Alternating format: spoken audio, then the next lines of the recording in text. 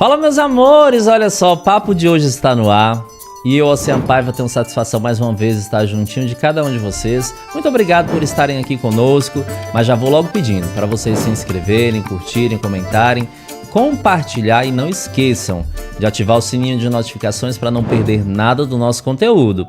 Já começamos com uma palavra que está em Provérbios 21:15, que diz assim: quando se faz justiça, o justo se alegra, mas os malfeitores se apavoram.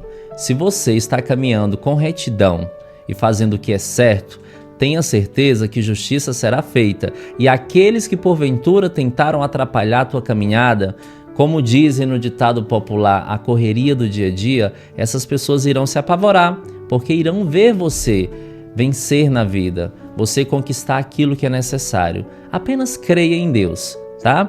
Mas antes de começar a conversar com a minha convidada, roda o VT pra gente dos nossos parceiros. Na Linfortel, cada conexão traz novas experiências. Confira nossos planos: 600 megas por R$ 99,99, 800 megas por R$ 129,99 e 1 GB de internet por R$ 159,99. Linfortel Internet, há 23 anos conectando você e o mundo. Nossos bichinhos nos dão o seu melhor todos os dias e em todos os sentidos. Não poderíamos retribuir esse carinho de uma outra forma, senão cuidando da sua saúde no melhor lugar e com os melhores profissionais. Com mais de 17 anos no mercado, a Clínica Veterinária Saúde Animal está situada na Travessa Joaquim Mendonça Roriz, loja 101, no centro de Lusiânia. Conheça nossas especialidades: clínica médica e cirurgia de pequenos animais, ortopedia e neurologia, cardiologia, oncologia, endocrinologia e gastroenterologia, anestesiologia, dermatologia e odontologia. Nossos exames: raio-x digital, ultrassonografia, ecocardiograma e laboratório próprio de análises clínicas. Tudo isso cuidado pelas mãos dos melhores, Dr. João Paulo e doutora Camila. Atendimentos 24 horas com médico presencial. E você ainda conta com Tax Dog para sua maior comodidade. Para mais informações, ligue 619-9844-0384. A vida se torna muito melhor com um amigo de quatro patas.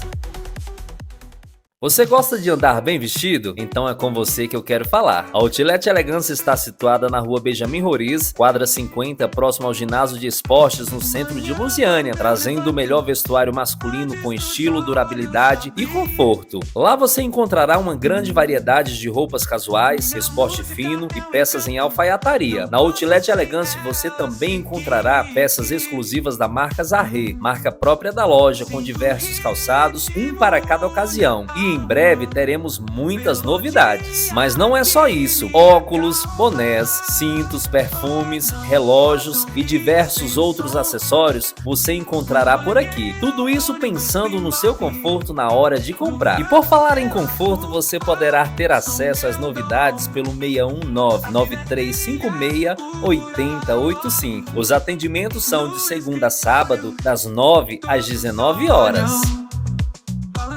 Muito obrigado aos nossos parceiros por caminharem conosco. Um forte abraço, um beijo no coração. Sem mais delongas, eu vou falar com a minha convidada, que é natural de Sobradinho, mas vive em Lusiânia. Não sei se já comeu pequi do Goiás e já está apaixonada. Ela vai contar isso pra gente.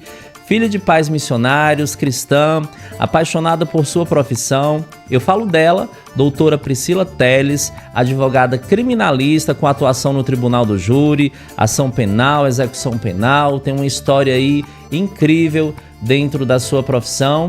E eu estou muito feliz de estar recebendo ela, porque já ouvi falar muito bem da pessoa dela, da profissional que ela é, da grande profissional que ela é. Seja muito bem-vinda ao nosso papo de hoje. Obrigada. Doutora, já começa me contando, eu sou todo curioso. Fica mais pertinho para que a gente tenha uma captação bem legal. Como foi que surgiu essa paixão pelo direito? Porque geralmente a gente, na fase da infância, quando está brincando, temos algumas paixões. Na adolescência já temos outras paixões por outras profissões. Quando chegamos na fase adulta, já temos outra. E quando a gente passa dos 30, eu não sei se é o caso da senhora, indelicado, não vou perguntar a sua idade, a gente diz assim: será que eu estou na profissão correta? Como a senhora se apaixonou pelo direito? Na verdade, desde criança, eu falava para minha mãe: quero ser delegada, quero ser delegada de mulheres. Quero defender o direito de mulheres. Cresci, essa situação foi mudando, mas na realidade cheguei a essa profissão de uma forma bem curiosa. Cheguei aqui em Lusiânia, conheci meu esposo e ele, quando chegou a oportunidade de escolher um curso, eu não tinha condições de pagar com o meu salário o curso de direito. Então, estava na minha programação fazer gestão pública, que era o que eu conseguia pagar para depois, com o tempo, conseguir fazer outro curso e seguir a vida. Ele disse, não, você tem vocação para ser advogada. Ele já sentiu ali que a senhora tinha vocação para seguir a carreira parte do coração na dele. advocacia. Parte do coração dele. E eu não aceitava aquilo. Como assim? Para você pagar a minha faculdade, custear tudo isso, eu tive uma grande resistência. E ele me convenceu bastante. E aqui estamos, para a honra e glória do Senhor. Que coisa boa. E na sua família tem outros profissionais que atuam na área? Você teve alguma inspiração familiar? Ou basicamente o início do amor pela a sua graduação, pela atuação no direito, começou a partir desse up que o seu esposo te deu? Os meus pais. Meu pai, ele fez, quando eu iniciei a faculdade, ele tinha a 5ª série, a minha mãe o ensino médio. E ninguém na minha família tinha graduação à época.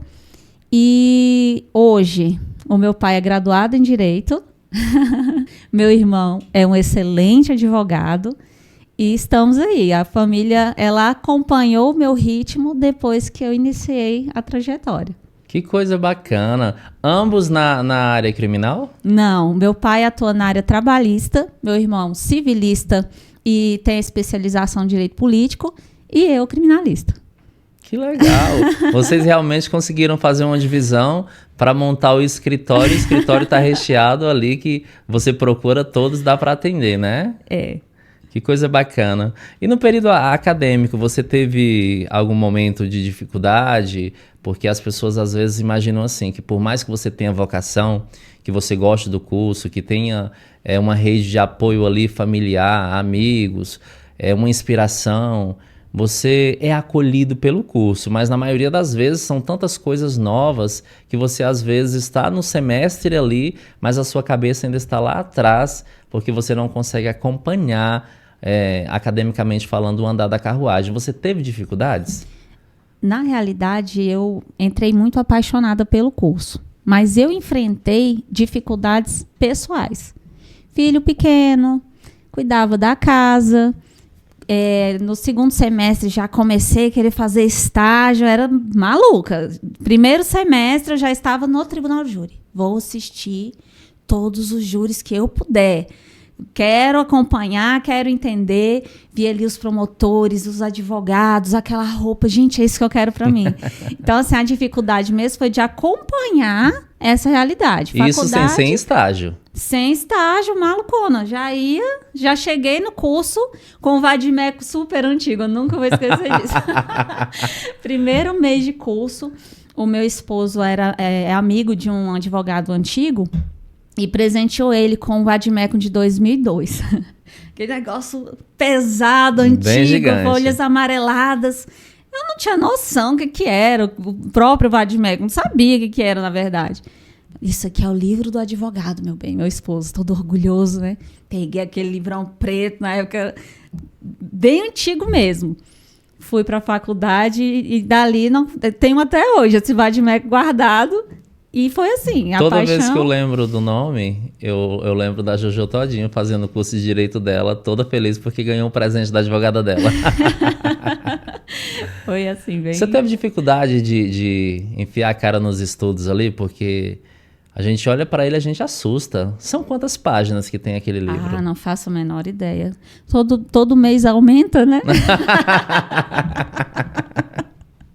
Eu tô lembrando também, eu gosto de assistir muitas vezes alguns concursos de juiz, eu acho que é de juiz, eu vejo no YouTube, e tá aquela bancada lá de diversos advogados em cada área distinta fazendo perguntas e a pessoa, excelência, deixa eu só consultar aqui.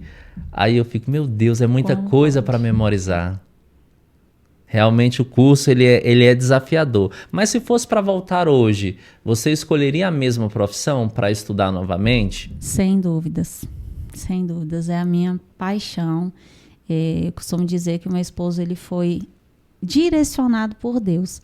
Porque se não fosse a insistência dele, certamente a doutora Priscila Teles não estaria aqui agora. Que bacana. No mundo artístico, o que mais orgulha os cantores, eu vejo que eles postam que são as conquistas dos carros, da casa, aquela coisa toda. Na sua área, como advogada, quais foram as maiores conquistas que você diz assim, nossa, eu me sinto tão feliz e realizada por ter conquistado isso através do meu trabalho? Na verdade, eu não sou uma pessoa muito apegada a bens materiais. A realidade é essa. A maior conquista, que eu digo assim, sem dúvida alguma, é ser instrumento de trazer à tona a verdade, a inocência de uma pessoa que passou por anos e anos encarcerada, gritando, clamando, sou inocente, me ouça!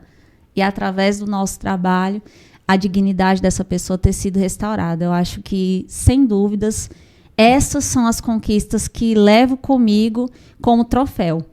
É isso. E que não tem preço, né? Ninguém paga. Você consegue lembrar do seu primeiro júri? Ai, consigo. Como foi o seu primeiro júri? O caso que você quer saber? Sim, o caso. Meu pai. Vamos lá. O caso era uma confusão num bar. O valentão da cidade, acostumado a bater em todo mundo, a chegar chegando, é comigo mesmo, e comigo ninguém pode, aquela loucura. Meu cliente estava limpando o danado de um peixe. E o caboclo, acho que ele queria experimentar do peixe. Tiveram ali um entreveiro. E no meio desse entreveiro, a vítima levanta uma bicicleta para arremessar sobre meu cliente, a vítima enorme, meu cliente franzino, magricelo, sem camisa, com a faca na cintura do peixe. Ele pegou, estava lá limpando o tal do peixe, a vítima veio para cima e botou a faca na cintura. Quando a vítima vem com a bicicleta para arremessar sobre o meu cliente, ele tira a faca e no instinto de defesa atinge o coração da vítima. Esse foi o caso. E foi fatal, infelizmente, veio a óbito. E no final das contas, o promotor de justiça pediu a condenação, motivo fútil,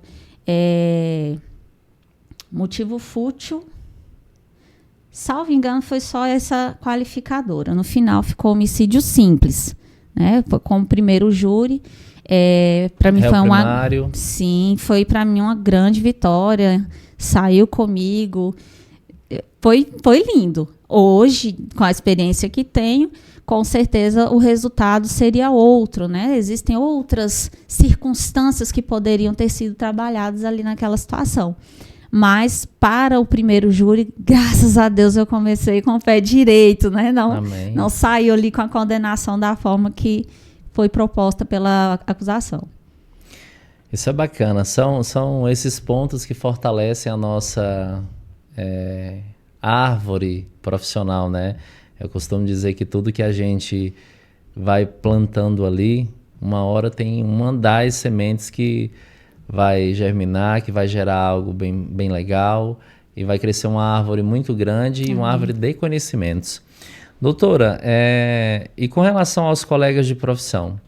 Toda profissão existe o profissional e o profissional, né?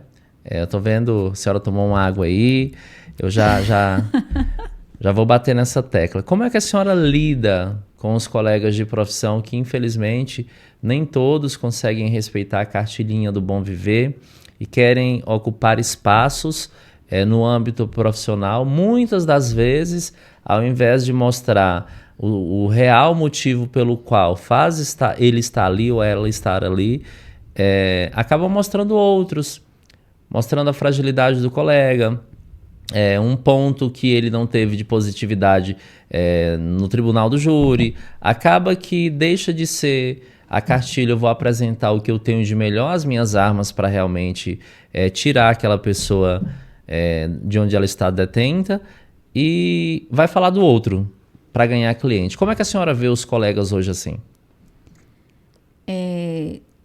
Hoje em dia, no começo da carreira era um pouco diferente, mas hoje em dia nós temos uma ferramenta que é perfeita, que é o processo digital. Hoje não funciona mais dizer. O que funciona hoje é mostrar, comprovar. Então, sempre tem um ou outro que tenta, sim, descredibilizar, só que o detalhe hoje, né, com a experiência que temos, é ser honesto com o cliente. Doa o que doer. Faça chuva, faça sol. Você vai dizer a verdade. Amadinho do Senhor. Só Jesus para te tirar, viu? Por isso, por isso, por isso, por isso. Fizemos isso, isso, isso. Qual que é a maior problemática? Joãozinho, acabei de fazer um pedido de revogação para você, tá, Joãozinho? Tá, doutora, muito obrigada. Você não fez. Está demonstrado lá no processo. Então, hoje, quem trabalha contra o próprio profissional é ele mesmo. O mundo digital é o seu maior inimigo. Você não precisa de inimigos. É o seu próprio trabalho. Antigamente, não. Era diferente. Para você conseguir demonstrar e lidar com essa situação era muito complicado. Então, você, na verdade, precisava ganhar a confiança 100% do cliente. Hoje, você tem a ferramenta eletrônica como seu principal aliado. Tendo muito cuidado de não mencionar o que não fez, porque ela é um portal da transparência, né? E a OAB? A senhora passou na primeira fase de cara, como foi? A maioria dos profissionais, eles temem muito Sim. a esse momento. Novamente, meu esposo nessa história. No 8º semestre, ele falou, amor, vamos fazer a OAB para você ir treinando, para você se familiarizando. Ele é bênção na minha vida. Fiz, não passei no 8º. Fiz no 9º, não passei. No 10º, quando eu precisava da OAB, passei. Então, eu comecei a fazer a OAB antes de formar. Estava ali aprendendo. Então, aquele preparo emocional, aquele convívio, a observação das próprias perguntas me ajudou bastante. Então, eu passei de 3ª, mas ainda durante a graduação. Que bacana. Já finalizou o curso tendo a oportunidade de fazer uma atuação direta, né? Sim. O seu maior público hoje é daqui de Lusiânia? Você atende de todo o Brasil? Como é que funciona? O maior público é Lusiânia, mas nós temos clientes em todo o país. Como é que você se sente como profissional rompendo essas barreiras? Porque Lusiânia é uma cidade que é rica de grandes profissionais. Tem muitos advogados bons, muitas advogadas maravilhosas. E você tendo conquistado o seu espaço, conquistado essa credibilidade e ultrapassando a linha limite do nosso estado, atendendo em todo o país, como é que a senhora se sente? Abençoada. Abençoada, porque o número, o grande volume de profissionais, assim como você disse, extremamente competentes, para a gente se destacar, ir além, é só com a bênção de Deus mesmo. Eu costumo dizer que o nosso trabalho, o nosso esforço é um ingrediente. A bênção do Senhor, ela precisa estar ali para você fazer a diferença e ir a lugares mais altos. Ir além, né? E como a senhora se imagina daqui a 10 anos?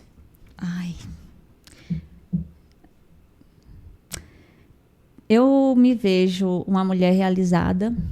Eu me vejo uma mulher que foi instrumento de bênção na vida de muitas pessoas. E me vejo compartilhando conhecimento com outros colegas. O O meu sonho é construir um núcleo de apoio voluntário para pessoas que não possuem condições de terem um advogado atuante, especializado em determinada área. E, para isso, eu sonho também em ter um espaço voltado para profissionais com essa paixão também. Trazer à luz, através do nosso trabalho, para vidas que precisam disso e levar conhecimento para quem precisa ser esse instrumento, né? Eu me vejo por aí daqui a 10 anos. Que bacana. E se a senhora pudesse voltar a 10 anos, o que a doutora Priscila Telles de hoje diria para Priscila de 10 anos atrás? Calma. Tá difícil. Você não está entendendo muita coisa que está acontecendo agora, mas vai passar. Você vai olhar para trás e vai dizer: Deus foi contigo. Falaria isso. Porque tem horas que a gente pensa que não passa, né? Sim. Que tem uma chuva, um turbilhão. A gente conversando aqui e me veio na cabeça, eu quero até mandar um cheiro para ela, falando: Priscila, minha amiga Priscila, também advogada criminalista, mamãe do José ganhou neném agora. Beijo, Pri. Gosto muito de você. Saudades. Espero que ele tenha muita saúde, que cresça incrível. Falando Priscila, eu lembrei aqui. Mas vamos para as dúvidas. Você que está aí do outro lado, quando lancei a caixinha de perguntas, tiveram muitas perguntas, as pessoas querendo conhecer mais sobre o direito, querendo esclarecimentos de algumas dúvidas, e eu trouxe elas para cá, para nada melhor do que ela, que tem propriedade na fala, responder para a gente. Apesar de muitas pessoas não saber ou saber a diferença entre a ação penal e uma execução penal, qual é a característica propriamente que difere uma da outra? A ação penal é aquele procedimento de investigação, de apuração, onde nós vamos apresentar as provas, o Ministério Público vai apresentar a prova dele, e todo aquele mecanismo vai passar para o juiz, né? Presidente, existem fases superiores também, mas a ação penal propriamente dita é aquela fase de apuração de fatos, até que chegue a sentença absolutória ou condenatória. Que é a parte da execução. Chegou a sentença, ela foi condenatória, teremos a execução penal. Joãozinho, vamos pagar a sua dívida? É execução penal. Ficou claro, né, pessoal? Basicamente uma aulinha aqui. Dúvida. Fui preso em flagrante. O que devo fazer? A orientação principal, né, sempre, exerça o seu direito constitucional do silêncio. Muitas pessoas se sentem ali no calor do sentimento de se fazer ser ouvido, de trazer ali aquela clamor mesmo, né? Da autodefesa, da justiça. Fala. Mas ela não conhece a prova. Ela não sabe exatamente o que tem contra ela. Nunca sabe. Primeiro, por que aquele flagrante de fato aconteceu? Existiu uma investigação anterior? Existiu um policial paisano te observando? Ele confundiu um comportamento seu com determinada coisa? Você não conhece. A prova ela vai vir lá na fase da ação penal, que foi a primeira pergunta. Então, o silêncio, ele permite que você não produza uma prova contra você, porque às vezes a informação que você levou nem é referente ao que de fato é. E para desfazer depois, porque ele já falou, ele já produziu aquela prova. E existe um princípio muito sério que o nosso senso de autodefesa, o nosso senso de buscar pela justiça nos torna reféns, às vezes, de uma situação complicada, mas é um princípio muito sério. Aquele que acusa é quem deve provar. Partindo desse princípio, flagrante, silêncio. consegue chamar um advogado de sua confiança, que às vezes, infelizmente, nem sempre é possível, né? Existem violações de direito o tempo inteiro, infelizmente. Chame seu advogado de confiança. Não chegou, não apareceu? Calma, não é ali que acaba a história.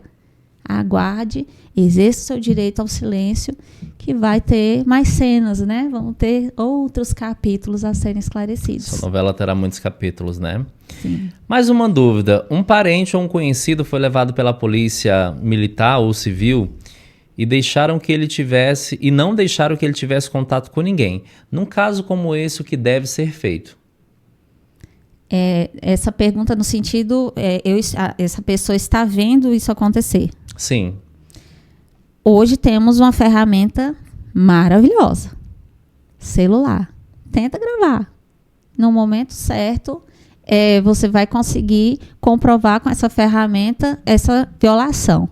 Mas a ação principal é: chame um advogado de sua confiança, especialmente atuante na área penal. Porque a partir do momento que o profissional chegar, ele vai conseguir sanar, né, as futuras violações, porque pela narrativa já tem violações aí, né? O profissional chegou, com certeza vai evitar bastante coisa. E se a pessoa produziu essa prova de que esse direito já estava sendo mitigado, vai ser uma ferramenta legal de defesa. Positiva nesse caso. A polícia ela pode entrar em alguma residência sem um mandato expedido em mãos? Olha, qual que é o procedimento correto? Apresentar o mandado, identificação do policial que está cumprindo aquela ordem. Ele precisa se identificar, o alvo, ele precisa conhecer tanto o teor do mandado e quem está cumprindo. É o que diz a lei. E em casos de violações desse tipo, infelizmente, hoje nós não temos mecanismos de comprovação que não aconteceu. Por isso que estamos tendo aí tantos conflitos. E que, na verdade, eu acho muito lamentável. Eu sou do time antigo de que a palavra da polícia, ela precisa sim ter valor de prova. Mas, infelizmente, com a quantidade de violações, com a quantidade de desrespeitos à própria legislação, essa credibilidade da palavra, ela tem se perdido.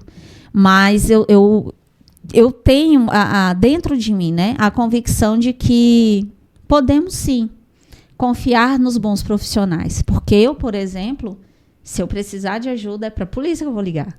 É nela que eu vou confiar, né?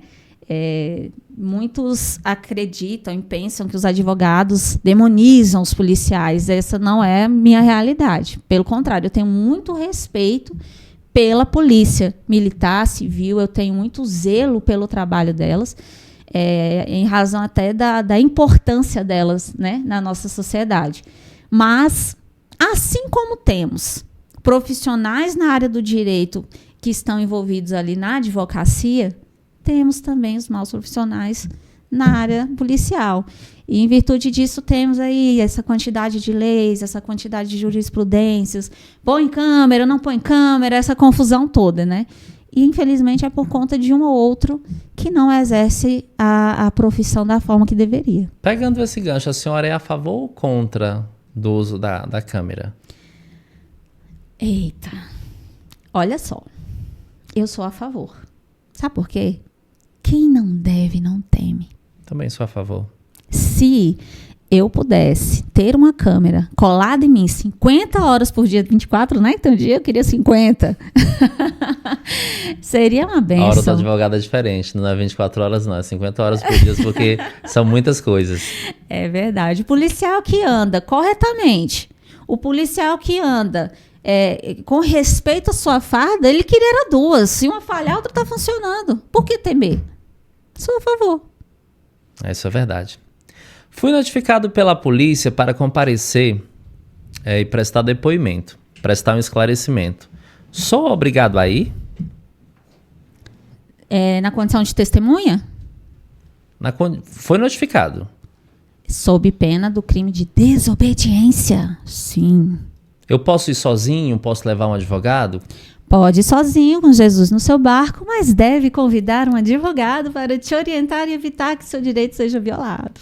Porque tem muitas pessoas que às vezes acham que a sua verdade absoluta não há necessidade de ter um advogado presente. Foi o que eu acabei de E explicar. lá na frente fica assustado com algumas situações, né? Sim, não conhece o que tem por trás. A atuação do profissional é exatamente essa. Defender o exercício de autodefesa. E muitas vezes o sentimento de que sou inocente faz com que pessoas tenham grandes prejuízos lá na frente. E quando a pessoa comparece à delegacia sozinho e é indiciado por um crime que estão acusando e que talvez não tenha nem cometido, qual é o andar da carruagem? O que essa pessoa deve fazer?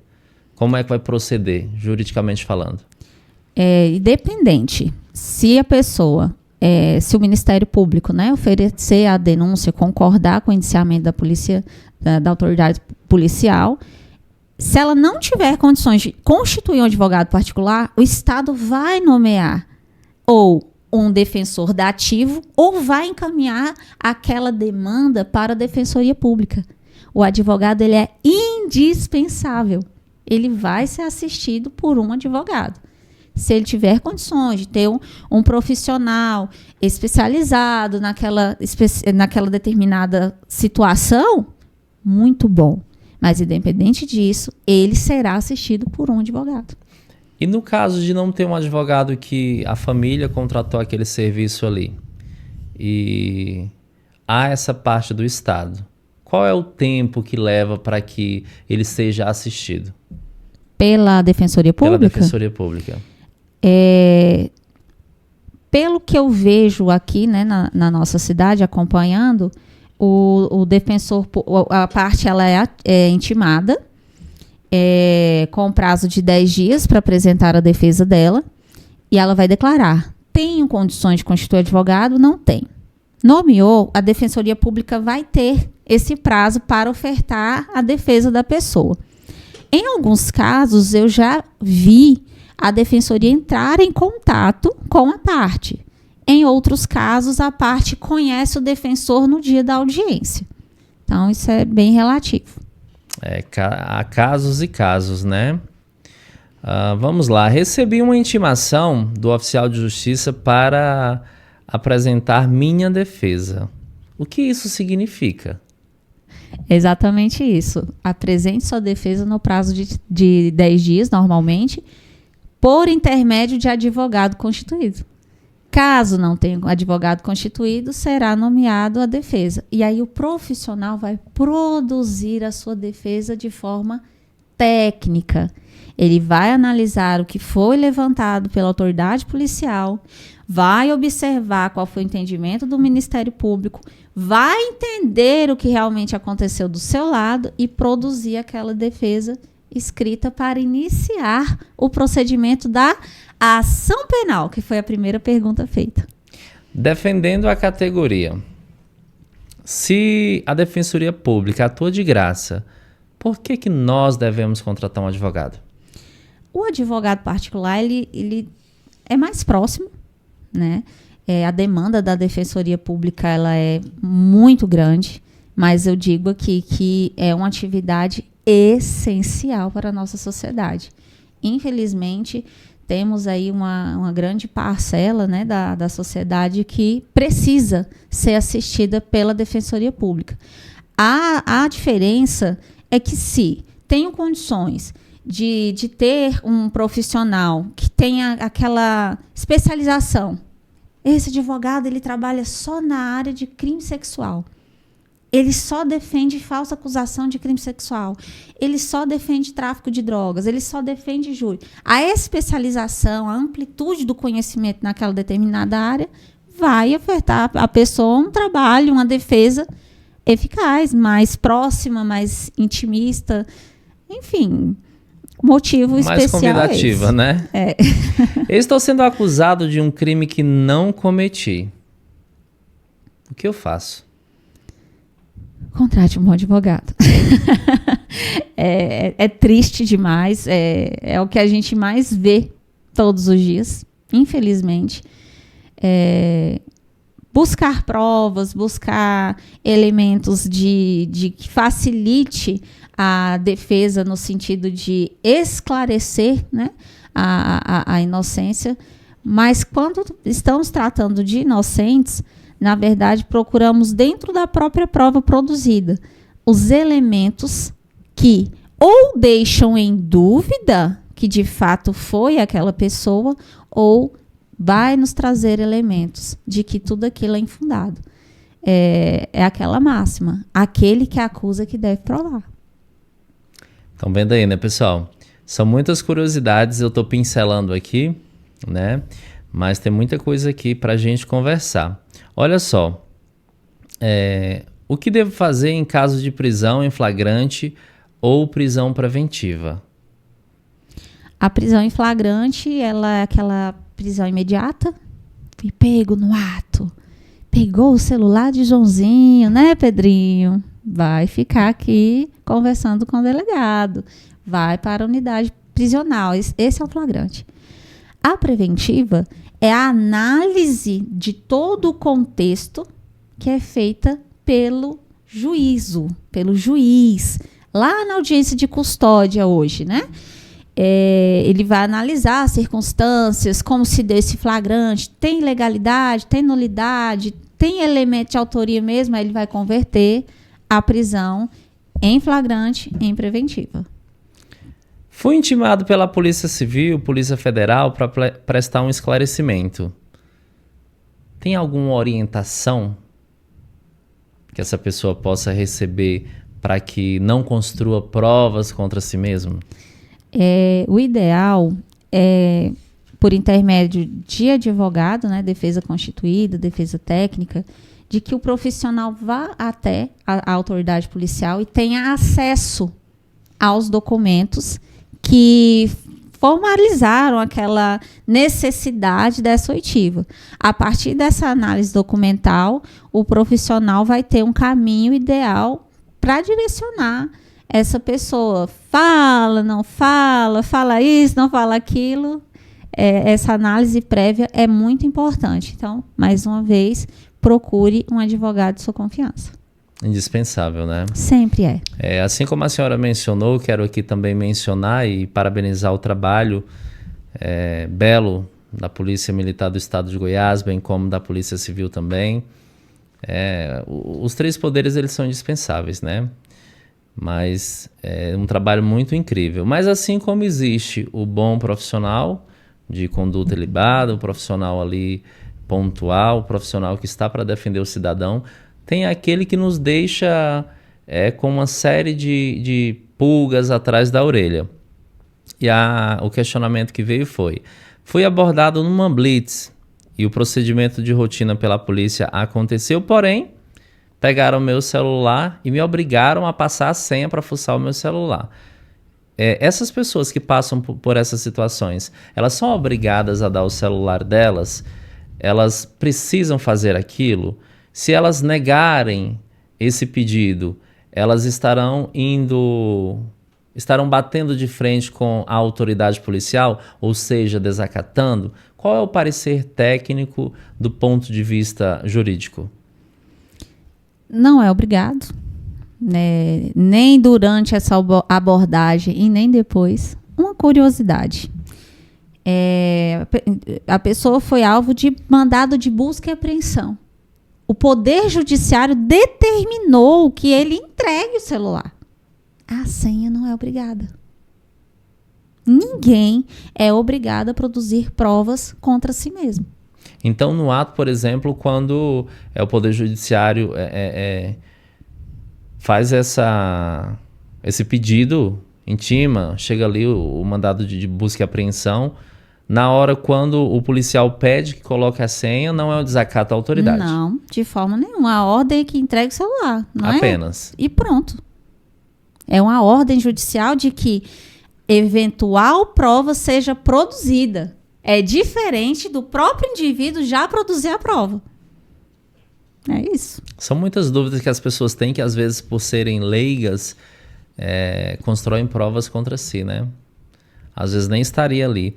A intimação só tem validade até que o intimado receba em mãos essa intimação, ou um contato via WhatsApp, ele também torna válido essa intimação? Hoje tem validade, até porque existem mecanismos, né, para a validação da identidade da pessoa que está sendo intimada. Então, intimação via WhatsApp é válido, sim.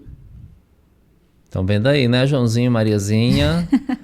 Que não tem um Joãozinho ou uma Mariazinha, que não é para você. A gente está utilizando aqui um nome fictício. O que acontece com aquelas pessoas que o oficial vai a vários endereços e nunca localiza a pessoa? Como é que tramita essa intimação, esse processo, esse convite especial do oficial de justiça? Esse tipo de busca é perigosa, né?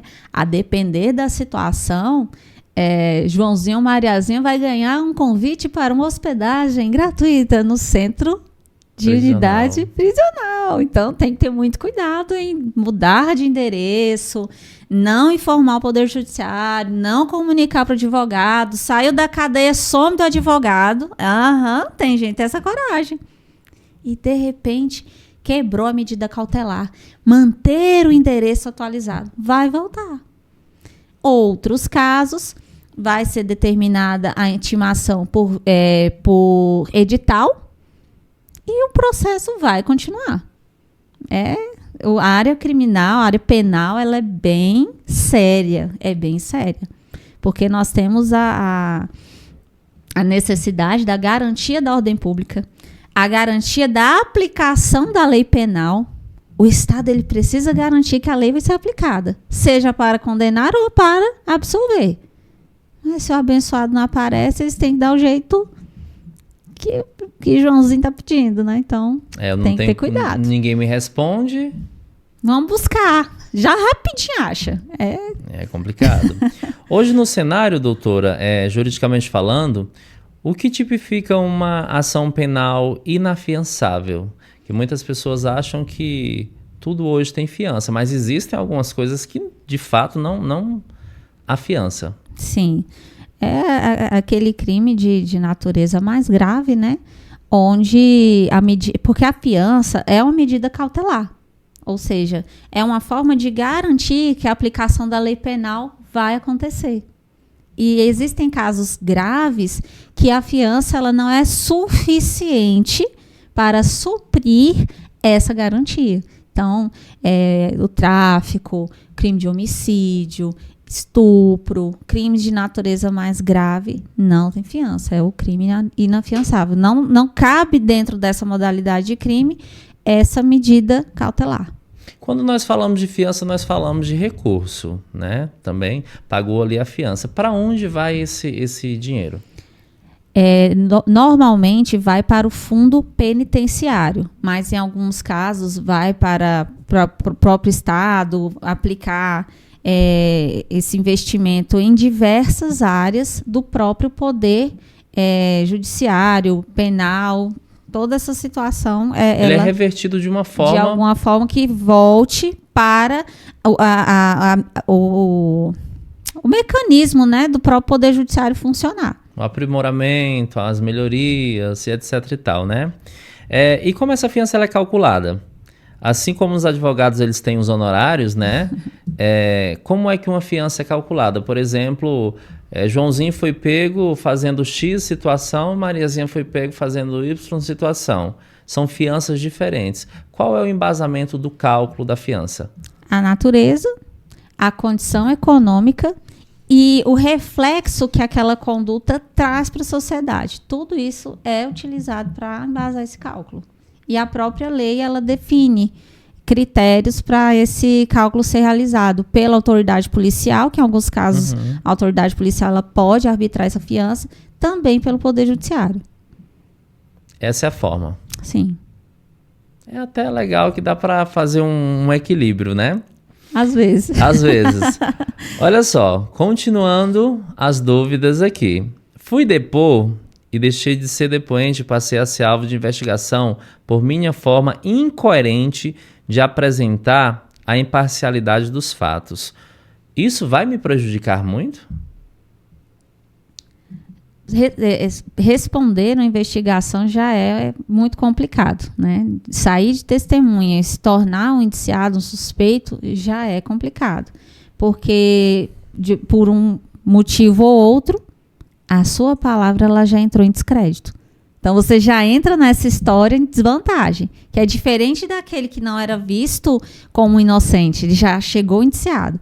Então, no meu ponto de vista, sim, é um prejuízo significativo. Porque a gente vê muitas pessoas na internet, acompanha muitos casos que são televisionados, o jornalista começa a falar ali na sua matéria, foi prestar depoimento, com semanas depois a pessoa deixou de ser um depoente, já é uma pessoa acusada, já é vista como o principal autor, né? É, uma peça para que se feche aquele quebra-cabeça ali e ele está no meio.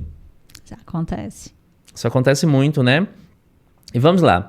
O que acontece quando a pessoa investigada descumpre uma orientação do delegado responsável pelo caso e fala sobre os fatos, por exemplo, em redes sociais, mesmo sabendo que isso corre em segredo de justiça?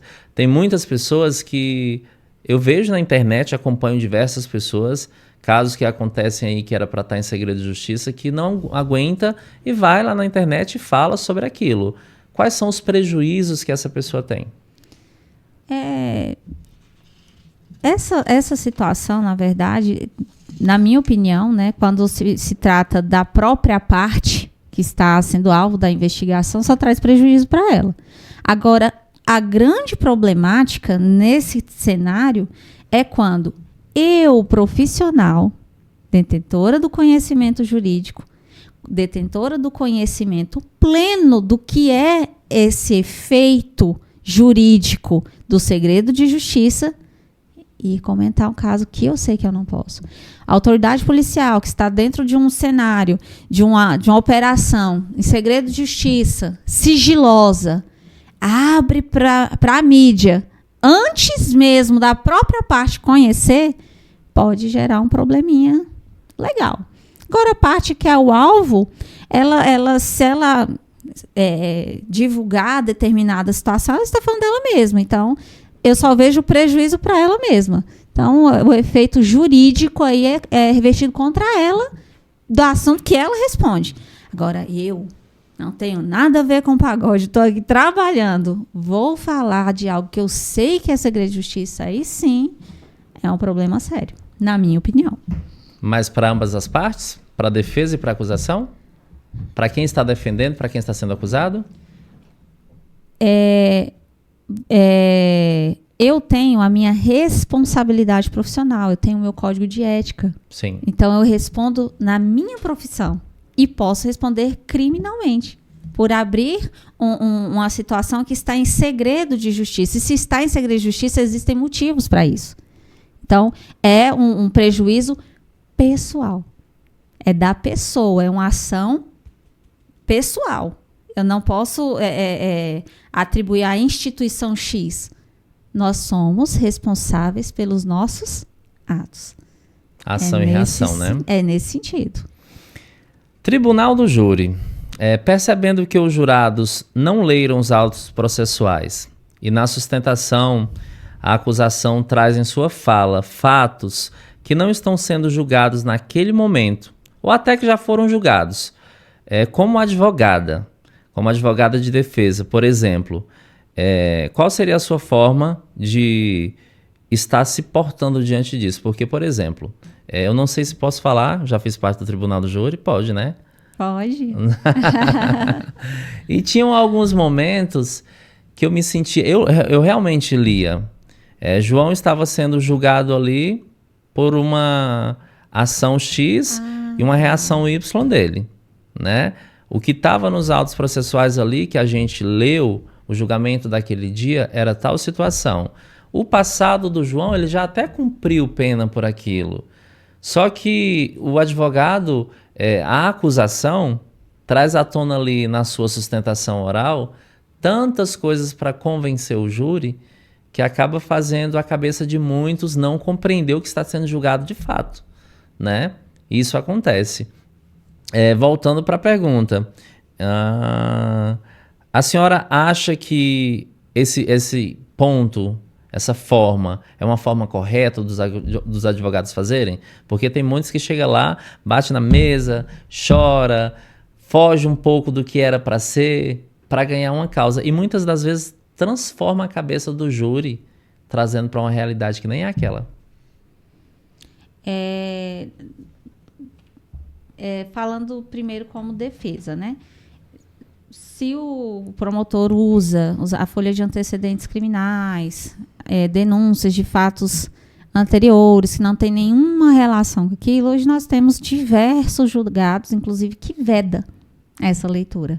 Hoje em dia, nós podemos, inclusive, caso o juízo entenda que não, que é isso mesmo, pode até anular um júri desse. Hoje em dia tem esse entendimento. Mas, assim, eu na minha atuação pessoal, né, eu sou sistemática, detalhista. Eu não acho justo um jurado pegar um resumo da história para julgar a vida de um semelhante, com base no resumo, aí vem ali uma ideia genial de pegar o passado da pessoa e condená-lo por conta do passado. Como que eu lido com essa situação? Trago o processo para o jurado. Apresento a prova. Graças a Deus, temos muitos mecanismos que facilitam demais. Apresento numa tela legal, com imagem boa, folha por folha, depoimento por depoimento, até que o jurado entenda. Essa aqui é a prova que você está julgando. Como você gostaria de ser julgado? Pela prova ou pelo que você fez um dia de errado? É mais ou menos nessa linha. Então, eu lido com muita tranquilidade. E, na verdade, quando o promotor ele tenta partir para esse time, a gente já vê que é desespero, né? Sabe que é inocente, ele está com paixão na causa, não quer dar o braço a torcer, de saber que ele deixou aquela pessoa respondendo aquele processo o tempo inteiro, porque ele podia pedir em pronúncia, pedir para que aquele acusado não passasse pelo dissabor de estar na frente de 7 jurados sendo acusado de uma coisa que ele sabia que não fez. Na minha humilde opinião, o promotor que vai lá para o passado para justificar a acusação de um presente, né, que naquele caso ali é o presente, desespero, já está mostrando para mim. Ele sabe que é inocente. Eu lido assim. Muita coisa me assusta, né, porque...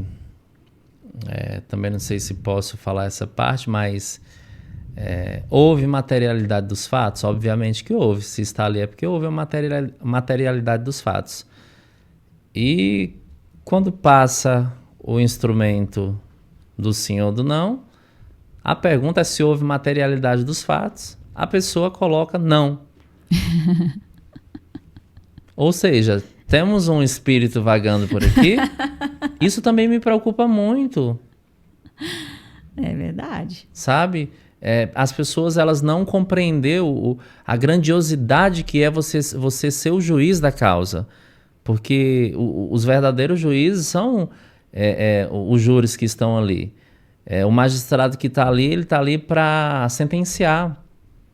Para garantir a ordem dos trabalhos, então, se você não compreender que você está dando a oportunidade de tirar da sociedade uma pessoa que precisa ser reclusa e passar mais um tempo para que tenha a oportunidade de voltar uma pessoa melhor ou não, ou colocar na sociedade alguém que de fato está sendo acusado por algo que não fez, eu acho que você não vai dormir de consciência tranquila, porque a própria justiça ela deixa bem claro, se você tem 100% de prova, condene ou absolva.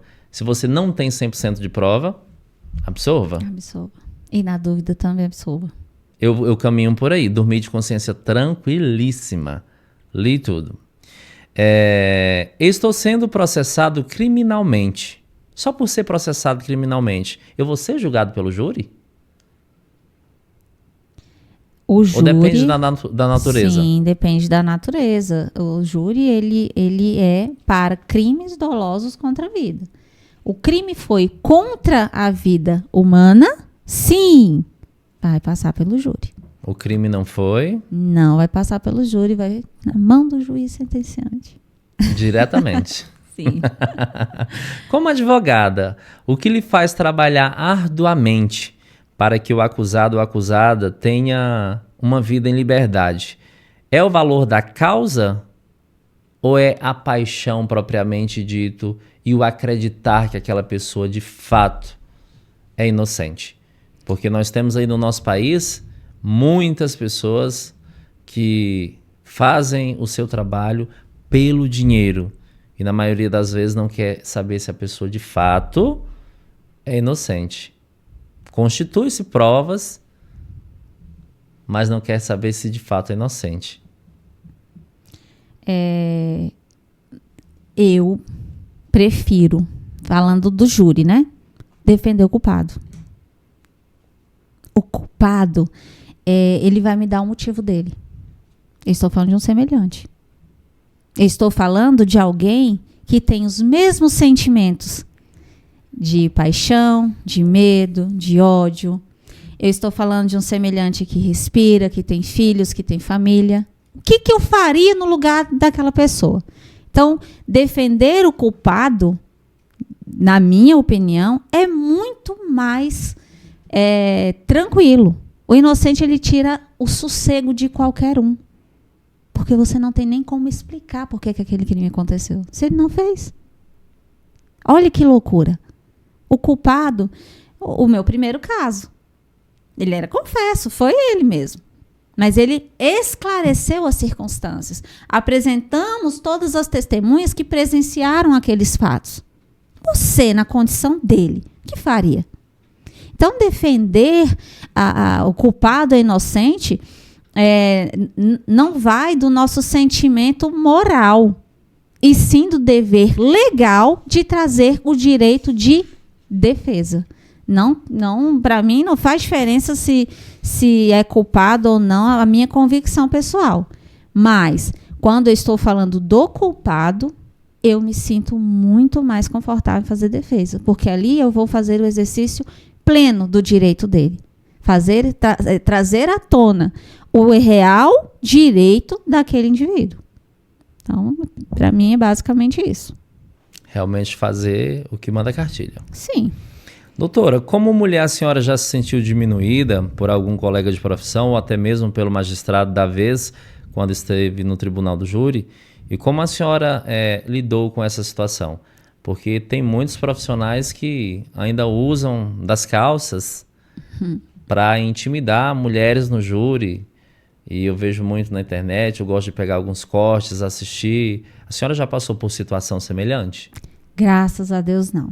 Nunca tive esse dissabor, não. Graças a Deus foi tudo até hoje muito tranquilo. E eu penso que essa visão de que a mulher é frágil, que a mulher... Eu não vejo bem assim mais. Eu acho que a sociedade ela tem evoluído bastante. E existem contextos e contextos, né? Graças a Deus, eu nunca experimentei esse tipo de situação, não. Graças a Deus, não. Sempre fui muito respeitada, muito bem tratada. E o que acontece lá no júri fica lá. Acaba o júri, doutor, menino, por que você fala desse jeito comigo? Que é isso? Mas nunca é pelo fato de ser mulher. Porque o fato de ter ali aquele momento acalorado, eu não posso olhar aquela situação que ele falou daquela forma, que eu sou mulher, estamos no ringue. Ou eu estou lá para levar a porrada e dar a porrada, não vai. Não é o fato de ser mulher. E eu jamais me utilizo da fragilidade feminina para me vitimizar. Eu acho isso uma aberração. Enfim, isso é uma opinião minha, né? Isso é muito particular meu. Eu me vejo ali em igualdade. É homem, vai ser tratado como homem. É mulher, vai ser tratado como mulher. E ponto. Muito tranquilo. E ponto e pronto. Sim. Doutora, Acontecem alguns casos que a gente vê aí, eu bati a vista aqui na pergunta, mas consigo trazê-la. Saí de uma festa, não estava embriagado ou no dia normal de trabalho, atropelei uma pessoa, ela veio a óbito, só que no calor da emoção, algumas pessoas prestam os primeiros socorros, outras fogem dali daquele local. Com uma fala profissional, qual é a melhor situação para essa pessoa? É permanecer no local e prestar o socorro ou ela livrar o flagrante? Prestar o socorro. Nesse caso, o ideal... Mesmo sabendo que a pessoa está em óbito, tem que ficar ali? Sim, misericórdia. É chamar a polícia, até porque você está ali contribuindo voluntariamente, né? Então, tudo isso tem um reflexo considerável. A pessoa que foge, ela deixa para trás, nesse contexto, né? Deixa para trás aí um problema grave, né? Porque não tinha necessidade de se evadir. Ah, doutora, mas tinha ali uma multidão. Se a senhora visse, eu seria outra vítima. Aí existe a evasão justificada, né? Mas, via de regra, o ideal é sim permanecer, prestar o socorro, ou seja, chamar a polícia militar, a polícia rodoviária, enfim, né? A autoridade competente naquela ocasião. Na minha opinião, o ideal é ficar assim. Mas humanizar mais e ficar ali. Nesse contexto, sim. Doutora, e quando a senhora pega um caso quase impossível de ter sentença favorável? Bateu a vista ali, mas eu acredito que a advogada, como coração de mãe, sempre acredita. Coração de mãe sempre cabe mais um. E o advogado, ele diz, eu vou conseguir, vai trabalhar, vai correr atrás. Quando a senhora percebe que há a mínima chance de tornar favorável aquela sentença, a senhora abre o jogo com a família e com o réu, ou a senhora luta até o último momento? Eu abro o jogo no primeiro minuto. Tem dessa não. Se for para sofrer, tem que sofrer desde o começo, todo mundo junto.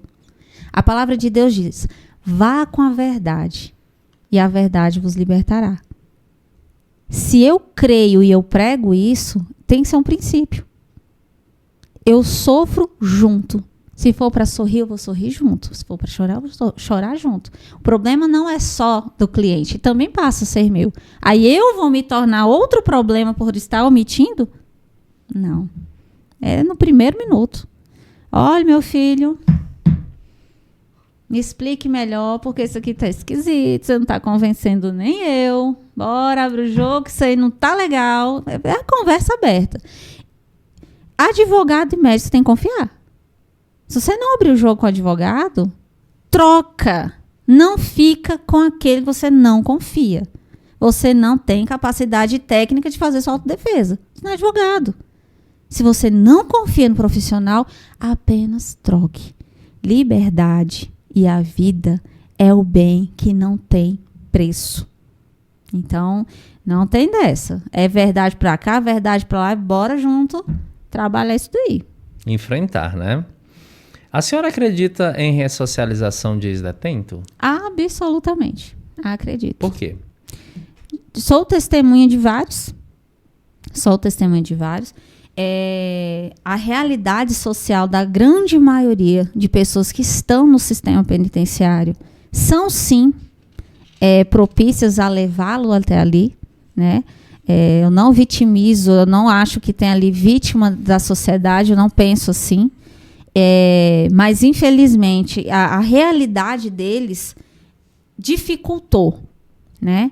E se ele quiser, se ele entender que aquilo ali não é vida para ele, que aquilo ali não é digno para ele, ele vai conseguir mudar sim. Sou testemunha de vários e vários e vários casos. Acredito piamente. Só precisa a pessoa querer. Quando nós falamos do sistema prisional, lá dentro os detentos, eles fazem algumas atividades que são tidas como remissão de pena para eles, né? O que a senhora acha que deveria conter no sistema prisional para que eles pudessem ter a possibilidade de serem ex-detentos ressocializados na sociedade, mas que foi plantado lá no sistema onde eles estão? A profissionalização, né? Eu acho que... E o estudo. Eu acho que são as ferramentas fundamentais para a vida desses meninos, meninas modificarem. Porque, infelizmente, o ex-detento, ex-preso, ex-presidiário, ele já sai dali, cumpriu a pena, cumpriu a fração correspondente ao período que deveria estar, ele sai com outra sentença. Essa é a realidade. A sentença social é a pior, né? Pelo amor de Deus. Então, assim, políticas públicas que auxiliasse o próprio comércio local para ofertar vagas de emprego. Olha, você vai ter o benefício tal, se você abrir vaga assim... Assim como nós temos uma cota nos concursos públicos, existir na parte de contratação do comércio para aquelas pessoas que são... Seria, assim, brilhante. Porque o preso que quer mudança, ele vai procurar. Já é a primeira resposta para o empresário. Tá, vamos ver, vai olhar os antecedentes, vai olhar o histórico, é inevitável, né? Mas o passo daquele reeducando, de estar buscando aquele emprego, ele já está respondendo muita coisa. Quem quer mudar, vai atrás. Mas a quantidade de portas fechadas e a ausência de oportunidades, infelizmente, é uma forma alarmante da reincidência. Isso é fato, né? Ah, doutora, mas quem não quer... Gente, não é bem assim. O contexto é muito mais sério do que parece. Muito mais sério do que parece. Então, a ferramenta Estado, né? Estamos aí no município de Lusiânia, que é a minha terra. Poderíamos ter, sim, programas, políticas públicas que favorecessem a oportunidade daquele reeducando que quer mudança. Mas se só encontra porta fechada, é muito mais difícil para ele. Isso é uma realidade nacional, né? Muito complicado. Olha só, o detento de hoje já foi uma criança, foi um adolescente, tornou-se o que por diversas vezes ele poderia evitar, mas com uma série de fatores. Familiar, social, dentre outros, e tornou-se uma pessoa fora da sociedade e hoje está no sistema prisional. Cometeu alguma coisa. Eu acredito que se a gente pegar uma parcela da sociedade, é muito raro e é pouco aqueles que olham e dizem assim, eu nasci para o crime, é dele que eu vou viver. A maioria entram porque, de alguma forma, um desses pilares social, familiar, fez com que ele estivesse ali. O nosso governador do estado de Goiás, ele menciona na fala dele que bandido ou muda de profissão ou muda de estado. Quando ele fala que bandido ou muda de profissão ou muda de estado, eu o parabenizo pela segurança pública do estado ser uma das referências do nosso país, mas eu me preocupo com uma outra parte da fala, que quando diz ou muda de profissão ou muda de estado. Aquele que muda de estado sem mudar de profissão, ele não está simplesmente indo com o problema dele para um outro local? Você não acha que deveria construir políticas públicas diferenciadas para acolher melhor? Não é passar a mão na cabeça do erro, não é o mimimi. Qual é o ponto de vista da senhora com relação a essa fala? Polêmico isso daí, mas depende, essa fala ela só é aplicável em determinado grau do profissional, né? Porque temos profissionais bandidos por aí que estão aí, né? Eu acho que eu já respondi tudo sem falar muita coisa, no sentido de que essa frase tem uma mensagem oculta, no sentido de que bandido pobre bandido bom é o bandido morto. Repete a frase, por favor. Bandido bom é bandido morto. E, na verdade, tem que acrescer a situação do pobre. porque existem muitos profissionais na bandidagem que estão aí com colarinho branco, tranquilamente na sociedade, fazendo vítimas e mais vítimas e mais vítimas. Vítimas na saúde, vítimas na segurança pública, vítimas na educação. E estão aí, soltos, lindos e leves, tranquilos por aí. Então, acho que a política pública, ela é necessária em todos os sentidos.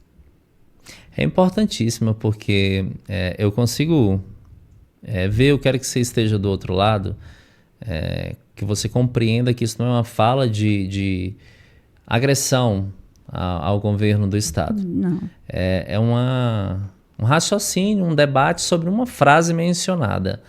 Poderia ser do João, da Maria, do José, de qualquer um, estaríamos debatendo aqui da mesma forma.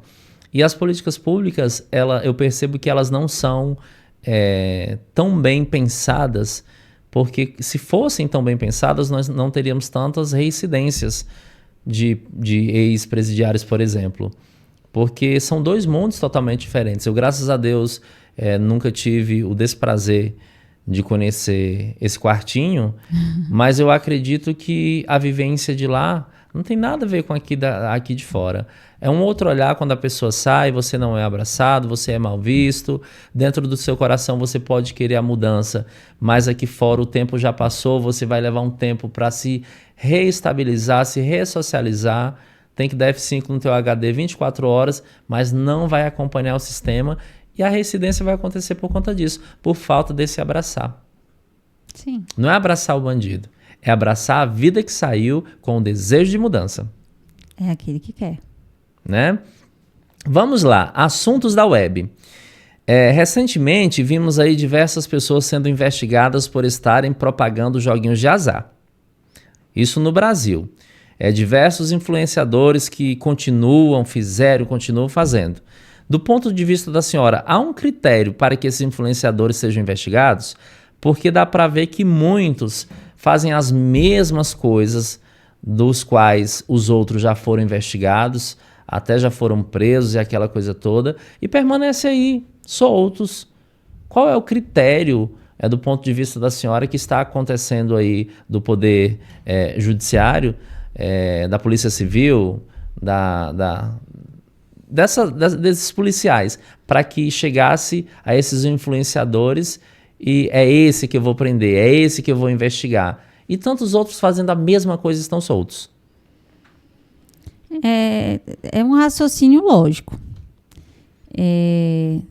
Sabemos que existe um exemplo aí, uma grande quantidade de pessoas que vendem drogas. Existem vários, e nem todos são pegos. Ponto. Normalmente, para que a polícia, que a autoridade policial inicie uma investigação, que ele inicie um procedimento investigatório contra qualquer pessoa, ele precisa de um indício, de uma informação individualizada daquela situação, né? Então, normalmente, chegou para a autoridade policial alguma informação que fez com que ele tivesse uma ferramenta, uma provocação para iniciar aquela determinada investigação. Então, partindo desse princípio, acredito que o critério inicial seja uma provocação. Seja uma denúncia, seja o próprio delegado que observou, ficou sabendo de algo, aquilo chamou atenção, ele passou a fazer aquela investigação preliminar e amadureceu e vai dar a continuidade. Mas, de modo geral, tem uma provocação individualizada daquele alvo. Normalmente assim, até porque hoje nós temos a legislação que regulamenta essa prática. Então, queremos crer que a autoridade policial, o poder judiciário, vai conseguir acompanhar, né, as regras, a legislação vigente, para que futuras ações não entrem em situações em que estão dentro do padrão, estão dentro da legalidade. Infelizmente, como a lei é nova, existem muitas circunstâncias por trás dessas divulgações, ainda tem um olhar complicado. Mas, voltando à sua pergunta, normalmente é em razão de uma determinada provocação. Que até, eu não sei se você acompanhou a questão da doutora Deolane Bezerra, ela apresentou uma live sendo investigada por diversas situações, mas o que consta nos autos da investigação, no caso dela, por exemplo, não foi nem a questão dos jogos, e todo mundo colocou os joguinhos de azar.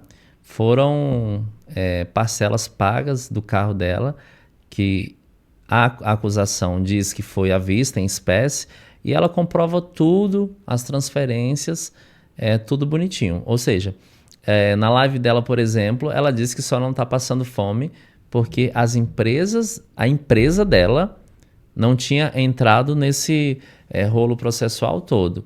Mas bancos fecharam as portas para ela, contas bloqueadas, as publicidades dela todas abandonaram ela. Tá uma situação assim gigantesca. Só que está muito claro que o que é investigado tem provas que não levam a crer que a situação de quem está acusando é verídico aquilo. Nesses casos, dessa forma, a pessoa que está sendo lesada, porque ela está claramente na live dela, não sei se você assistiu. Assisti. O chorar, o tremer, uma pessoa totalmente debilitada. Eu sei que tem muita coisa por trás, né? Mas o que tem ali nos papéis é aquilo. Uma situação como essa, com qualquer um outro influenciador que receba um tipo de acusação como essa e tem as provas ali claramente, o que é que deve ser feito? Aguardar o devido processo legal e, no momento oportuno, exercer o seu direito de... É um pouco complicado responder isso de forma objetiva, porque sempre existem circunstâncias, né? Nenhum processo ele pode ser analisado de uma forma tão rígida assim, porque existem vários elementos por trás. Mas, se por trás dessa investigação restou demonstrado que em todo o tempo já estava claro que aquilo ali não era da forma que foi vinculado, não tinha nem necessidade daquilo tudo ter acontecido, no caso ela ficou presa, né? Até onde eu percebo, não havia necessidade nenhuma daquela prisão. Uma intimação, uma medida cautelar, busca e apreensão para garantir, né, a instrução processual, enfim, poderia ser aplicado naquele momento. A privação da liberdade não via efeito, né, para o processo. Isso tudo é passivo, sim, de reparação de dano moral, material contra o Estado. Isso é fato. Se restar comprovado de que tudo isso que ela passou não tinha necessidade alguma, com certeza o Estado precisa reparar. Há um reparo, mas o emocional jamais, Ninguém né? devolve. Doutora, vou trazer aqui um caso. A advogada Jennifer Nayara Caetano de Souza, ela foi presa pelos policiais que invadiram a casa errada, segundo a fonte de notícias uol.com.br, postada na data do dia 15/4/2024. Isso em Aparecida de Goiânia. Jennifer foi apontada pela Polícia Civil de Goiás como uma espécie de informante para traficantes. Isso segundo o portal UOL. A fonte informativa, o advogado que foi o Jean Fidelis, que era o advogado dela, explicou que ela foi detida em um desdobramento da Operação Veritas deflagrada de 2022, que investiga advogados suspeitos que levam a informação para criminosos. A senhora acha que uma conduta de uma profissional assim desabona os demais profissionais quando chega ali, que são bem atendidos pelo diretor do sistema prisional, torna uma situação um pouco mais complicada para os demais? Porque tem um policial e tem um policial, tem um advogado e tem um advogado. Ela foi acusada por estar levando essas informações, né? A senhora considera que isso deixa vulnerável a atuação do profissional nesses ambientes? a credibilidade do advogado, ela é construída com o tempo. Infelizmente, a profissão do advogado, ela é criminalizada. O advogado, ele é confundido com a pessoa do seu cliente o tempo inteiro. Quem dizer que não, está vivendo em um outro lugar que eu gostaria de conhecer. Então, infelizmente, é o tempo que vai construir essa credibilidade. É a sua carreira, é a sua conduta, é a sua postura que vai construir o respeito e a confiança, ela vai crescer conforme o tempo. Se eu chegar hoje, eu tenho aqui o meu ambiente, as pessoas já me conhecem, já sabem a minha conduta, já sabem quem eu sou aqui. Mas se eu for lá para o presídio do Acre, eles não me conhecem. Eu já entro na unidade prisional com o olhar de cuidado com ela, vigia ela, fica de olho, cuidado. Infelizmente, essa é a nossa realidade. Não se iludam, jovens advogados, vocês que estão aí no desejo de começarem essa carreira, de que vai ser flores. Vocês vão precisar construir, e é com o tempo, infelizmente. É tudo realmente. O tempo é a chave para tudo, né? Vamos lá. Nos dias de hoje, as pessoas acham que podem comentar tudo na internet e está tudo bem. O que caracteriza um crime virtual?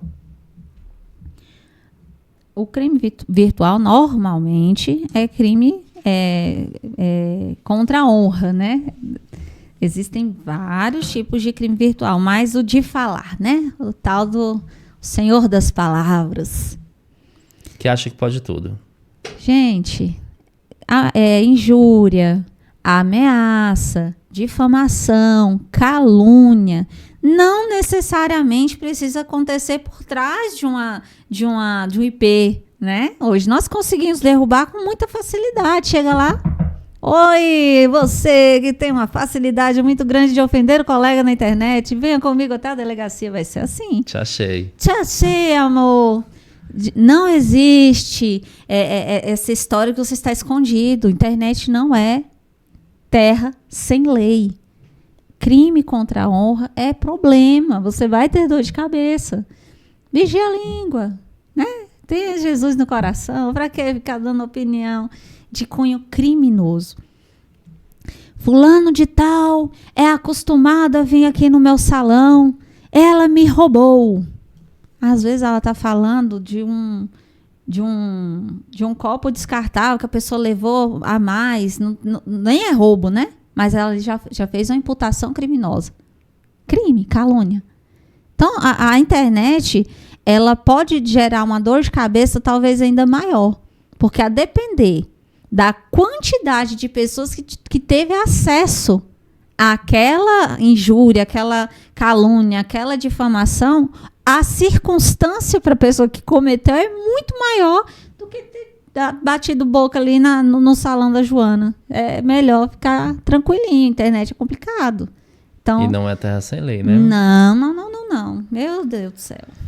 Doutora, eu já. A senhora vai responder só eu nunca, eu já. Se quiser comentar, fica à vontade. Já chorou após um júri bem-sucedido? Eu sempre. Sim. Emocionante, né? É. Já se sentiu desrespeitada por algum agente penal? Eu já. Como a senhora agiu? Isso foi muito no início da minha carreira. Eu era um pouco esquentada.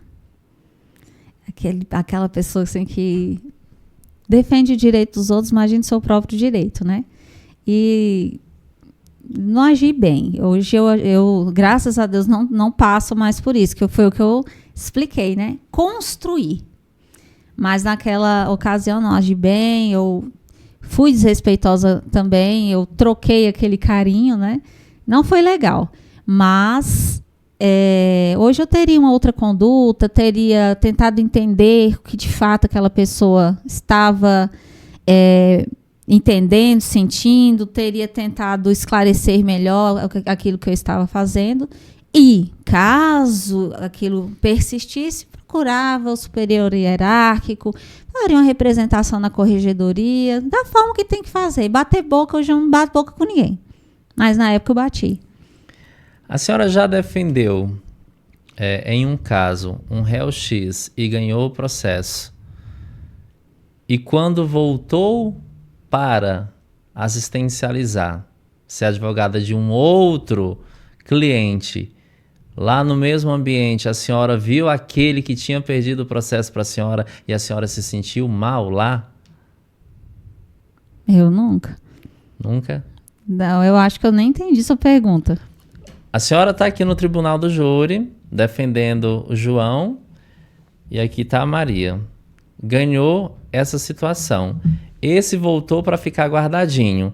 A senhora pegou um outro cliente, foi atender um cliente lá e esse continuava guardado. Se a senhora se sentiu de alguma forma intimidada, desrespeitada, com medo dessa situação. Eu nunca passei por isso, não. A senhora nunca foi ameaçada por nenhum detento? Graças a Deus, não. Muito bom. Já inspirou em algum profissional da área e se decepcionou quando passou a conhecê-lo pessoalmente?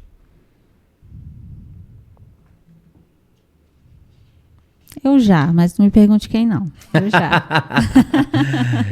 Já viu algum caso de ex-detento desacreditado por todos, hoje ser um exemplo na sociedade? Eu já, várias vezes. Várias vezes. Isso é bom, né? Bate e volta das palavras. Eu falo uma palavra para a senhora fala o significado dela para mim, apenas uma. Deus. Tudo. Família. Minha base. Amigos. Equilíbrio. Uma paixão.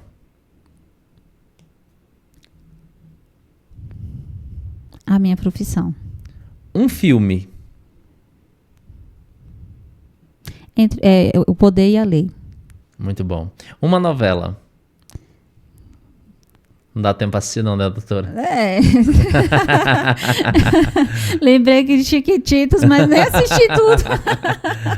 Uma música. Quão grande és, meu Deus. Cidade dos sonhos. Lusiânia. Um cantor. Um cantor. Meu pai, um cantor. Um cantor. Uma cantora, Eixla. Cantor, tem um que veio aí na primeira, não. Um vício. Estudar. Eu quero me viciar em lei, que eu tô ruim. Comida favorita. Pequi. Come roendo? Aham. Meu Deus. Um medo. De ser covarde. Uma alegria. Trazer liberdade. Uma tristeza. Vem justiça. Última pesquisa que a senhora fez no Google. Abuso de autoridade. Eu ri aqui porque foi a última que eu fiz também. Vocês não iam entender, mas eu tenho que falar que é pra não entender. Uai, por que ele riu? Última pessoa que a senhora falou no WhatsApp.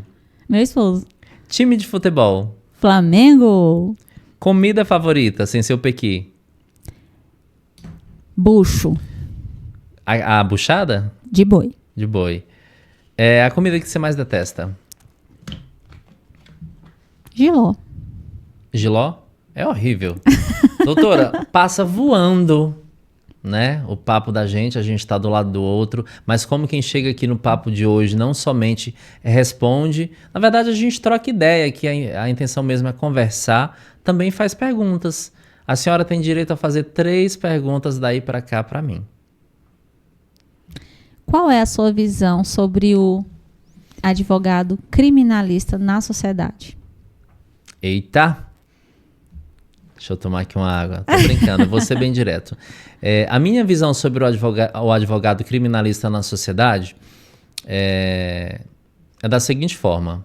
Ele entra no caso que ele acredita, que ele reconhece que aquela pessoa não está no seu devido lugar, que é uma pessoa que precisa estar na sociedade, contribuindo na sociedade, e que as provas que ele conseguiu juntar em todo o processo é o fator primordial para tirar ele daquele local e colocar ele para ser uma pessoa contribuinte na sociedade, para ser um bom pai, para ser um trabalhador. Então, o advogado, para mim, é dessa forma, na questão criminalmente falando, porque nem sempre aquilo que eu fiz eu estou fazendo ou eu irei fazer. Há sempre a chance de se arrepender, de começar, recomeçar e ser uma nova pessoa. O sistema penitenciário atual ressocializa? Eu não vou responder para a senhora se sim ou não o da nossa cidade, porque eu tenho pouco conhecimento dele. Mas respondendo a nível de Brasil, eu não consigo compreender como é que eles utilizam frases sobre políticas públicas voltadas para o sistema prisional, sobre ressocialização, e eu não vejo nenhuma ressocialização, porque de fato o que eu vejo são pessoas com seus direitos violados, pessoas que têm a oportunidade de crescer enquanto ser humano, e elas regridem completamente e saem uma pessoa muito pior do que entrou, pelos quais foram apontados ali no processo dela o que ela tinha feito. Então eu não consigo ver de forma alguma no sistema prisional nacional. Eu posso até estar falando sem uma propriedade da fala que você que está aí do outro lado tem, e de um trabalho que é desenvolvido, mas que não é publicitado, tornado visível para todos. Mas eu acho que teriam várias outras ferramentas, outros mecanismos de serem feitos para que a gente tivesse realmente um sistema prisional que fosse pertencente à sociedade externa, mas com um pouquinho dela lá dentro, para aquele preso, para aquele detento, para que quando ele saísse de fato, ele não se deparasse com outro mundo. Entrou nos anos 90, saiu nos anos 2000. Ele tem que saber o que espera ele lá fora. Não é ele estar assistindo o jornal toda hora, mas ele precisa saber, porque senão vai ser mais um gasto para o Estado, tendo ele de volta lá. O tribunal virtual. Qual é a responsabilidade dos comunicadores em trazer informação sobre determinado processo, acusação de uma pessoa que ainda está em investigação? Qual é a importância de trazer o necessário esclarecimento de que aquilo é uma suspeita? Qual é a responsabilidade do comunicador ao externar informações desse sentido? O primeiro ponto é a imparcialidade. Nós temos que levar a informação com a imparcialidade, tal qual como ela é. Nesse exato momento, é permitido eu estar falando sobre? Nesse exato momento, a justiça já nos deu informações suficientes para que nós pudéssemos noticiar? Eu não posso levar para quem está me acompanhando, me seguindo, a especulação como forma de notícia. Eu tenho que levar realmente o que foi previamente já apresentado por uma autoridade policial, seja na pessoa de quem está à frente de um batalhão ou de um delegado que fez um comentário. A partir daquilo, eu tirar não as minhas conclusões, mas construir a minha fala, a minha frase, para que não recaia sobre mim a responsabilidade de dizer foi o Ocean quem falou. Na citação que eu fiz aqui, eu mencionei de onde eu tirei, né? Para não trazer para mim uma responsabilidade que não é minha. Então, nesse caso, o comunicador, o jornalista, ele tem, além de ser imparcial, ele tem que levar uma informação que ela realmente tem uma fundamentação real, e não o que vários jornais colocam, vários portais colocam, porque hoje as pessoas elas olham na internet e não checam as fontes, se são verdadeiras, e às vezes propagam algo que jamais vai ser apagado. Muito obrigada. Eu quero lhe agradecer, dizer que o papo passou muito rápido, foi uma satisfação imensa estar ao seu lado. Já tinha escutado falar sobre a sua atuação, sobre a sua pessoa, não tinha te conhecido ainda. Eu não sei se foi alguém que colocou no meu ou se foi no seu Instagram, se a sua cara é de brava, se você é brava mesmo, aquele jeito sério, mas é uma satisfação, né? E o espaço estará sempre aberto para que a senhora possa compartilhar conhecimento, compartilhar informações e, claro, quando nós temos na sociedade um profissional com uma conduta respeitosa, inspiradora, uma pessoa que traz realmente coisas boas, que é uma árvore frutífera, a gente fica muito feliz, né? Amém. Então, gratidão por estar aqui. Eu que agradeço pelo convite, pela oportunidade. Foi um prazer enorme te conhecer. Estava bem nervosa, Não pareceu. Mas eu estava e foi muito bom. Muito obrigada. Que Deus abençoe sua vida, sua carreira e que tracemos aí uma história daqui para frente. Foi muito bom para mim. Muito obrigada mesmo. Doutora, suas considerações finais, fique à vontade para a câmera lá. Fale para o público que a senhora quiser, como é que está o seu Instagram. Eu não sei se pode falar sobre quem quiser conhecer mais sobre o seu trabalho. Existe o código de ética ali, né? Mas a rede social pode. Sim, a minha rede social é Priscila Teles Advogada. Eu não sou muito envolvida com a rede social, mas tem o Instagram que a gente conversa diariamente ali, bate um papo, troca os bastidores, vai ser um prazer te receber. Muito obrigada e é isso. Doutora, muito obrigado, vamos ficando por aqui, tá? Você que está aí do outro lado, a minha frase é a de sempre: eu não sou nada sem você, assim como você não é nada sem uma outra pessoa, portanto, ajude sempre ao próximo. Beijo no coração e não esqueçam, Papai do Céu, ele sempre estará do seu lado, desde que você procura. Ele não abre portas se você não bater nela. Ele não coloca cobertor na cama se você não disser eu preciso deitar. Não esquece de buscar. Deus está te esperando para atender aquilo que você pediu, mas você tem que fazer a sua parte. Um beijo e até o nosso próximo papo de hoje. Tchau, tchau.